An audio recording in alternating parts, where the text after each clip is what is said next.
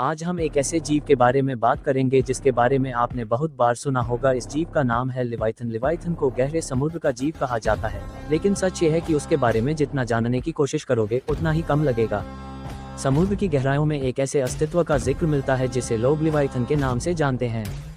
इसके आकार को लेकर आज तक कोई पक्की माप तय नहीं हो पाई है। जो लोग इसे मापने निकले उनमें से ज्यादातर कभी लौटकर नहीं आए। कहा जाता है कि लिवाइथन का शरीर हमारी जानी पहचानी ज्योमेट्री के नियमों में नहीं बंधता। एक पल में उसकी हलचल कुछ 100 मीटर की लगती है और अगले ही पल वही दूरी कई किलोमीटर में बदल जाती है। कुछ डीप सी एक्सप्लोरर्स ने लिखा है कि जैसे जैसे इंसान गहराई में उतरता है, लिवाइथन का आकार उसी अनुपात में फैलता चला जाता है। 1997 में समुद्र के भीतर एक रहस्यमयी ध्वनि रिकॉर्ड की गई थी, जिसे बाद में द ब्लूप नाम दिया गया। आधिकारिक तौर पर कहा गया कि ये बर्फीले ग्लेशियर के टूटने की आवाज़ थी, लेकिन कई शोधकर्ताओं का मानना था कि उस ध्वनि की फ्रीक्वेंसी किसी भी ज्ञात समुद्री जीव से मेल नहीं खाती।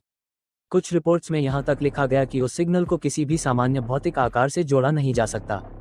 अक्सर लोग पूछते हैं, लिवाइथन आखिर खाता क्या है? लेकिन शायद ये सवाल ही गलत है, क्योंकि लिवाइथन चीज़ों को निगलता नहीं, वो उन्हें मिटा देता है। जो भी उसके संपर्क में आता है वो नष्ट नहीं होता, बस ऐसा हो जाता है जैसे उसका अस्तित्व कभी था ही नहीं।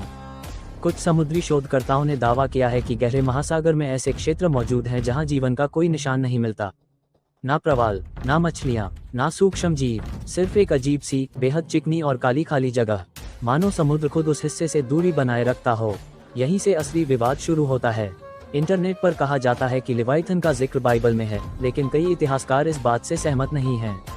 उनके अनुसार बाइबल से भी पहले कैनानाइट सभ्यता की कथाओं में एक बहुसिरों वाला समुद्री सर्प मिलता है, जिसे लोटान कहा गया है। और अगर इससे भी पीछे जाएं, तो कहानी और पुरानी हो जाती है, क्योंकि कैनानाइट सभ्यता से पहले भी मानव इतिहास मौजूद था, जहां समुद्र से जुड़े ऐसे ही प्राचीन प्राणियों का वर्णन मिलता है। नाम अभी नहीं लेंगे, क्योंकि अगर उस दिशा में आगे बढ़े तो ये सिर्फ कहानी नहीं रहेगी, इतिहास बन जाएगा। अंत में सिर्फ इतना ही, लिवाइथन कोई राक्षस नहीं, वो समुद्र